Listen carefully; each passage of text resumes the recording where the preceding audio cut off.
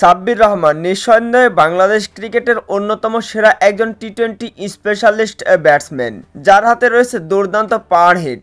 অবিশ্বাস্য সকল শটে অবশ্য গ্যালারি মাতিয়ে রাখতেন ডানহাতি এই ব্যাটসম্যান। বাংলাদেশের হয়ে এশিয়া কাপের সর্বোচ্চ রান সংগ্রহকারী একমাত্র ব্যাটসম্যান সাব্বির রহমান রুমন। তবে সাব্বির রহমান রুমন তিনি নেই আসন্ন এশিয়া কাপের 25 সদস্যের প্রাথমিক স্কোয়াডে।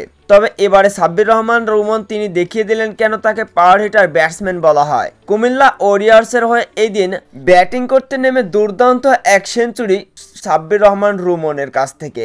মাত্র 93 বলে এই দিন 107 রানের বিধ্বংসী ইনিংস খেলেছেন সাব্বির রহমান। কুমিল্লা ওরিয়ার্সের হয়ে তার ব্যাটিং তাণ্ডব দেখিয়েছে অবশ্য পুরো ক্রিকেট বিশ্বকে।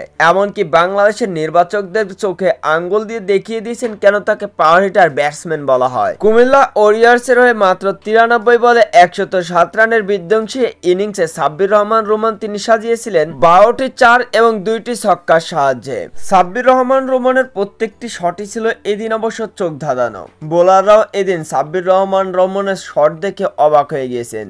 তো বন্ধুরা, সাব্বির রহমান রুমন কি আসন্ন এশিয়া কাপের স্কোয়াডে দেখা যাবে? অবশ্যই কমেন্ট বক্সে জানাবেন।